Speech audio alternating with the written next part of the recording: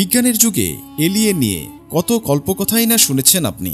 বিজ্ঞানীরা হন্যে হয়ে এলিয়েন খুঁজে বেড়াচ্ছে, বিভিন্ন গ্রহে উপগ্রহে সিগন্যাল পাঠাচ্ছে। সম্প্রতি বিবিসির একটি প্রতিবেদনে বলা হয়েছে, এলিয়েন খুঁজে পাওয়া সময়ের ব্যাপার মাত্র। মহাবিশ্বে অন্য কোথাও প্রাণের অস্তিত্ব আছে কিনা অনেক বিজ্ঞানী আর এখন সে প্রশ্ন করে না, বরং তাদের প্রশ্ন হচ্ছে কবে সেই প্রাণের খোঁজ মিলবে। বিজ্ঞানীদের কেউ কেউ আশাবাদী, তাদের জীবদ্দশায় আগামী কয়েক বছরের মধ্যেই হয়তো দূরের কোনো গ্রহে জীবের সন্ধান পাওয়া যাবে। আমাদের ইসলাম যাকে বলে ইয়াজুজ মাজুজ, বিজ্ঞানের চোখে কি তারাই এলিয়েন? মানবজাতির জন্য ইয়াজুজ মাজুজ কতটা হুমকি স্বরূপ? আজকের ভিডিওতে চলুন ইয়াজুজ মাজুজ সম্পর্কে বিস্তারিত তথ্য জেনে আসি। পুরো ভিডিও জুড়ে আমাদের সাথেই থাকুন। কুরআনিক টিভি, শুদ্ধ চর্চায় পথিকৃত। ইয়াজুজ মাজুজ অর্থ দ্রুতগামী। ইয়াজুজ মাজুজ পৃথিবীতে বের হয়ে অতি দ্রুত সারা পৃথিবীতে ছড়িয়ে পড়বে। কারো কারো মতে আরবি মৌজ শব্দ থেকে ইয়াজুজ মাজুজ শব্দের উৎপত্তি। এর অর্থ তরঙ্গ বা ঢেউ। তাদের মতে ইয়াজুজ মাজুজ পৃথিবীতে বের হবে অজস্র সংখ্যায়, এরপর ঢেউয়ের মতো ছুটতে ছুটতে সারা পৃথিবীতে বিস্তার লাভ করবে। বাদশাহ জুলকারনাইন ইয়াজুজ মাজুজদের প্রাচীর দিয়ে আটকে দিয়েছেন। কিয়ামতের আগে হযরত ঈসা আলাইহিস সালাম পৃথিবীতে পুনরায় আগমনের সময় তারা ওই প্রাচীর ভেঙে বেরিয়ে আসবে এবং সামনে যা পাবে সব ভক্ষণ করবে। সূরা কাহাফের 93 থেকে 99 আয়াতগুলো নিয়ে গভীরভাবে বিশ্লেষণ করলে বোঝা যায়, ইয়াজুজ ও মাজুজ সম্প্রদায় ভূপৃষ্ঠের নিচে বসবাস করত এবং তারা পৃথিবীর উপরিভাগে এসে অশান্তি সৃষ্টি করত। দুই পর্বত প্রাচীরের মধ্যস্থলে ছিল তাদের প্রবেশ পথ, যে পথ দিয়ে তারা উপরে উঠে আসত, আবার ভেতরে প্রবেশ করত, কারণ পৃথিবীর অভ্যন্তরে আরও 6টি জমিন রয়েছে।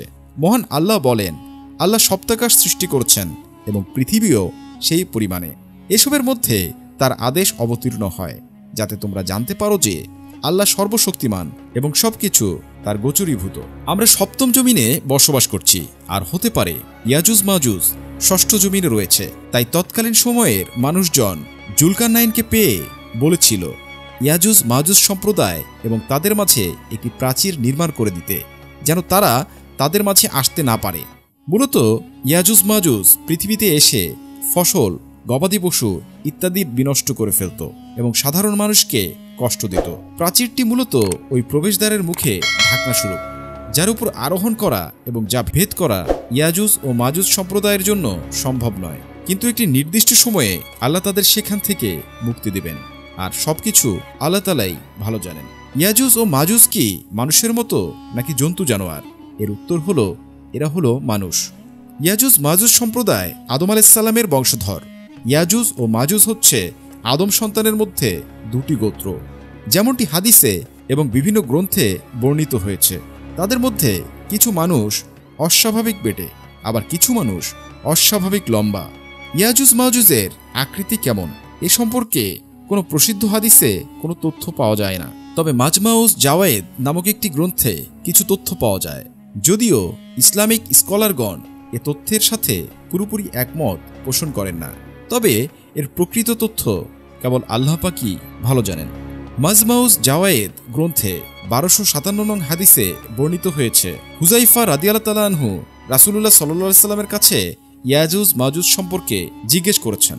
জবাবে রাসূলুল্লাহ সাল্লাল্লাহু আলাইহি সাল্লাম বলেন, ইয়াজুজ একটি জাতি, মাজুজ একটি জাতি।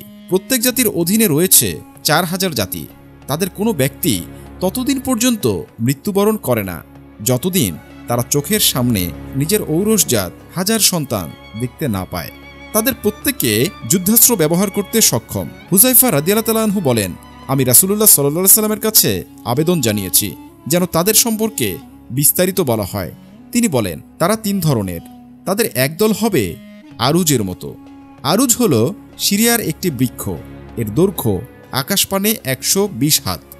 এরপর রাসূলুল্লাহ সাল্লাল্লাহু আলাইহি সাল্লাম বলেন, এরা এমন এক জাতি, কোনো ঘোড়া ও লোহা তাদের মোকাবেলায় দাঁড়াতে পারবে না। আর তাদের অন্য আরেকটি দল এক কানের উপর ঘুমায়, অন্য কান মুড়ি দিয়ে থাকে। তাদের পাশ দিয়ে যত হাতি, বন্যপ্রাণী, উট, শূকর অতিক্রম করে তারা সেগুলো খেয়ে ফেলে।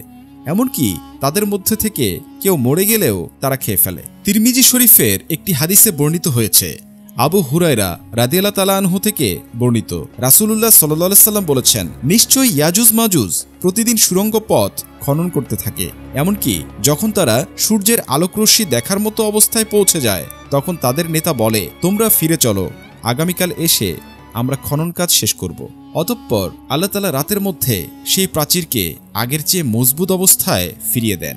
যখন তাদের আবির্ভাবের সময় হবে এবং আল্লাহ তাআলা তাদেরকে মানবকুলের জন্য পাঠাতে চাইবেন, তখন তারা খনন কাজ করতে থাকবে। শেষে যখন তারা সূর্যরশ্মি দেখার মতো অবস্থায় পৌঁছাবে, তখন তাদের নেতা বলবে, এবার ফিরে চলো, ইনশাআল্লাহ আগামীকাল অবশিষ্ট খনন কাজ সম্পন্ন করব। উল্লেখ্য যে তারা ইনশাআল্লাহ শব্দটি ব্যবহার করবে। সেদিন তারা ফিরে যাবে এবং প্রাচীর তাদের রেখে যাওয়া ক্ষীণ অবস্থায় থেকে যাবে। এ অবস্থায় তারা খনন কাজ শেষ করে লোকালয়ে বের হয়ে আসবে এবং সমুদ্রের পানি পান করে শেষ করবে। মানুষ তাদের ভয়ে পালিয়ে দুর্গের মধ্যে আশ্রয় নেবে। তারা আকাশপানে তাদের তীর নিক্ষেপ করবে। রক্তে রঞ্জিত হয়ে তা আবার তাদের দিকে ফিরে আসবে। তখন তারা বলবে, আমরা পৃথিবীবাসীদের চরমভাবে পরাভূত করেছি এবং আসমানবাসীদের উপরও বিজয়ী হয়েছে। অতঃপর আল্লাহ তাদের ঘাড়ে এক ধরনের কীট সৃষ্টি করবেন। কীটগুলো তাদের হত্যা করবে। রাসূলুল্লাহ সাল্লাল্লাহু আলাইহি সাল্লাম বলেন, সেই মহান সত্তার শপথ যার হাতে আমার প্রাণ, ভূপৃষ্ঠের গবাদি পশুগুলো সেগুলোর গোশত খেয়ে মোটা তাজা হয়ে মাংসল হবে। কিভাবে ইয়াজুজ মাজুজকে আটকে দিলেন এক বাদশাহ? সেই প্রাচীরটি কোথায় অবস্থিত? জুলকারনাইন নামে একজন সৎ ও ইমানদার বাদশাহ ছিলেন। জুলকারনাইন কুরআনে উল্লেখিত একজন ব্যক্তি। কুরআনে তাফসীরকারীদের কারো কারো মতে তিনি একজন নবী ছিলেন। জুলকারনাইন শব্দটির আক্ষরিক অর্থ হল দুই শিং বিশিষ্ট। জুলকারনাইন পৃথিবীর বিভিন্ন অঞ্চল ঘুরে বেড়াতেন। নির্যাতিত বঞ্চিত শাসকদের হাতে শোষিত লোকদের মুক্তি দিতেন। পবিত্র কোরআনে এসেছে, আল্লাহ তাআলা বলেন, অবশেষে যখন জুলকারনাইন পথ চলতে চলতে দুই পর্বতের মধ্যবর্তী ভূখণ্ডে পৌঁছালো, সেখানে এমন এক জাতিকে পেল যারা তার কথা সুস্পষ্ট বুঝতে পারছিল না। তারা বলল, হে জুলকারনাইন, নিশ্চয়ই ইয়াজুজ ও মাজুজ জমিনে অশান্তি সৃষ্টি করছে, তাই আমরা কি আপনাকে কিছু খরচ দেব যাতে আপনি আমাদের ও তাদের মাঝে একটি প্রাচীর নির্মাণ করে দেবেন? সে বলল, আমার রব আমাকে যে সামর্থ্য দিয়েছেন সেটাই উত্তম। অতএব তোমরা আমাকে শ্রম দিয়ে সাহায্য করো, আমি তোমাদের ও তাদের মাঝখানে একটি সুড়ঙ্গ প্রাচীর নির্মাণ করে দেব। তোমরা আমাকে লোহার পাত এনে দাও। অবশেষে যখন সে দুই পাহাড়ের মধ্যবর্তী জায়গা সমান করে দিল, তখন সে বলল, তোমরা ফুঁক দিতে থাকো। অতঃপর যখন তা আগুনে পরিণত হলো, তখন বলল, তোমরা আমাকে কিছু তামা দাও, আমি তা এর উপর ঢেলে দেই। এরপর তারা প্রাচীরের উপর দিয়ে অতিক্রম করতে পারল না এবং নিচ দিয়েও তা ভেদ করতে পারল না। সে বলল, এটা আমার রবের অনুগ্রহ। অতঃপর যখন আমার রবের ওয়াদাকৃত সময় আসবে, তখন তিনি তা মাটির সঙ্গে মিশিয়ে দেবেন, আর আমার রবের ওয়াদা সত্য। সূরা কাহাফ আয়াত 93 থেকে 98। রাসূলুল্লাহ সাল্লাল্লাহু আলাইহি সাল্লামের বর্ণিত হাদিস থেকে পাওয়া যায়, তার মদিনাতে শেষের দিকে সময়কালেই তারা সে দেয়ালে ছোট্ট একটি ছিদ্র করতে সক্ষম হয়েছে। কখন আসবে ইয়াজুজ মাজুজ? নাওয়াস ইবনে সামআন রাদিয়াল্লাহু তাআলা আনহু থেকে বর্ণিত, ঈসা আলাইহিস সালাম দাজ্জালকে হত্যা করবেন। অতঃপর আল্লাহ তাআলা তার নিকট ওহী প্রেরণ করবেন, আমার বান্দাদেরকে তুর পাহাড়ে সরিয়ে নাও, কেননা আমি এমন একদল বান্দা অবতীর্ণ করছি যাদের বিরুদ্ধে যুদ্ধ করার ক্ষমতা তোমাদের কারো নেই। তিনি বলেন, তারপর আল্লাহ তাআলা ইয়াজুজ মাজুজের দল পাঠাবেন। আল্লাহ তাআলার বাণী অনুযায়ী তাদের অবস্থা হলো, তারা প্রত্যেক উচ্চভূমি হতে ছুটে আসবে। সূরা আম্বিয়া আয়াত 96। তিনি বলেন, তাদের প্রথম দলটি সিরিয়ার তাবারির উপসাগর অতিক্রমকালে এর সমস্ত পানি শেষ করে ফেলবে। এদের শেষ দলটি এই স্থান দিয়ে অতিক্রমকালে বলবে, নিশ্চয়ই এ জলাশয়ে কোনো এক সময় পানি ছিল। তারপর বাইতুল মাকদিসের পাহাড়ে পৌঁছার পর তাদের অভিযান সমাপ্ত হবে। তারা পরস্পর বলবে, আমরা তো দুনিয়ায় বসবাসকারীদের ধ্বংস করেছি, এবার চলো আকাশে বসবাসকারীদের ধ্বংস করি। আকাশে বসবাসকারী বলতে আকাশে বসবাসরত ফেরেশতাদের বোঝানো হয়েছে, কেননা শয়তানের সাথে ফেরেশতাদের বিরোধ এবং ইয়াজুজ মাজুজ শয়তানের অনুসারী। তারা আকাশের দিকে তাদের তীর নিক্ষেপ করবে। আল্লাহ তাআলা তাদের তীরসমূহকে রক্তে রঞ্জিত করে ফিরিয়ে দেবেন। তারপর ঈসা আলাইহিস সালাম ও তার সাথীরা অবরুদ্ধ হয়ে পড়বেন। তারা খাদ্যের অভাবে এমন কঠিন পরিস্থিতিতে পতিত হবেন যে তখন তাদের জন্য একটা গরুর মাথা তাদের সে যুগের 100 দিনারের চাইতেও বেশি উত্তম মনে হবে। তারপর ঈসা আলাইহিস সালাম ও তার সাথীরা আল্লাহ তাআলার দিকে রুজু হয়ে দোয়া করবেন, আল্লাহ তাআলা তখন ইয়াজুজ মাজুজ বাহিনীর ঘাড়ে মহামারী রূপে নাগাফ নামক কীটের উৎপত্তি করবেন। তারপর তারা এমনভাবে ধ্বংস হয়ে যাবে যেন একটি প্রাণের মৃত্যু হয়েছে। ইয়াজুজ মাজুজ সম্প্রদায় যখন পৃথিবীতে অরাজকতা ও ত্রাসের রাজত্ব কায়েম করবে, সে মুহূর্তেও হজ ও উমরার ধারা অব্যাহত থাকবে। রাসূলুল্লাহ সাল্লাল্লাহু আলাইহি ওয়াসাল্লাম বলেন, ইয়াজুজ মাজুজের আবির্ভাবের পরেও বাইতুল্লাহর হজ ও উমরা অব্যাহত থাকবে।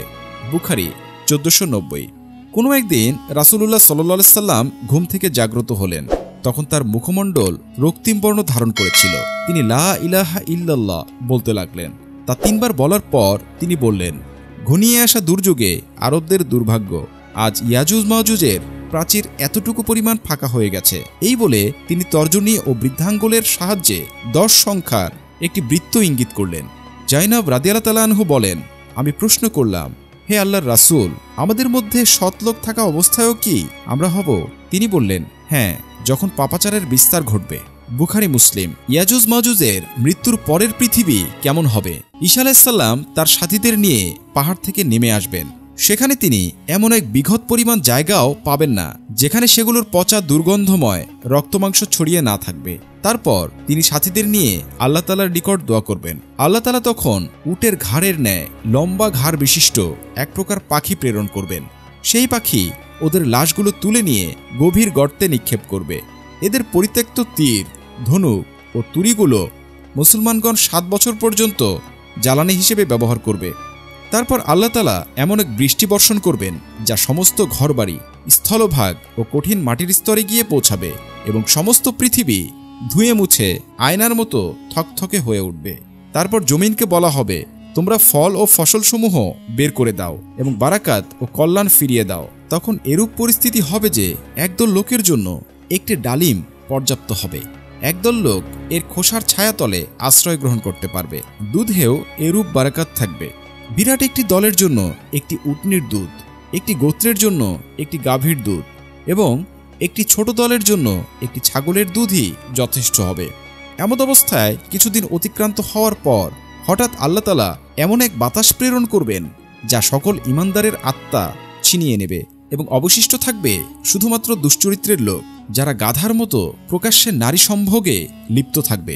তারপর তাদের উপর কিয়ামত সংঘটিত হয়ে যাবে। সহিহ মুসলিম। কিয়ামতে ওদের পরিণতি কেমন হবে? আল্লাহ তাআলা কিয়ামতের দিন হযরত আদম আলাইহিস সালামকে ডাক দিবেন। আদম আলাইহিস সালাম বলবেন, হে আল্লাহ, আমি আপনার দরবারে হাজির আছি।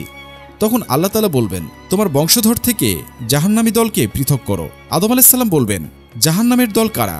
আল্লাহ তাআলা বলবেন, প্রত্যেক 1000-এর মধ্যে থেকে 999 জন। তখন কোলের শিশু বৃদ্ধ হয়ে যাবে, গর্ভবতী মহিলারা সন্তান প্রসব করে দেবে। মানুষদের আপনি মাতাল অবস্থায় দেখবেন, অথচ তারা মাতাল নয়। আল্লাহ তাআলার আযাব খুবই কঠিন।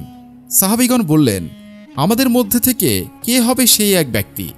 নবী সাল্লাল্লাহু আলাইহি সাল্লাম বললেন, সুসংবাদ গ্রহণ করো, তোমাদের মধ্যে থেকে হবে সেই এক ব্যক্তি, আর বাকিরা হবে ইয়াজুজ মাজুজের দল। মহান আল্লাহ তাআলা আমাদেরকে ফিতনা থেকে বেঁচে থাকার তৌফিক দান করুন। আমিন।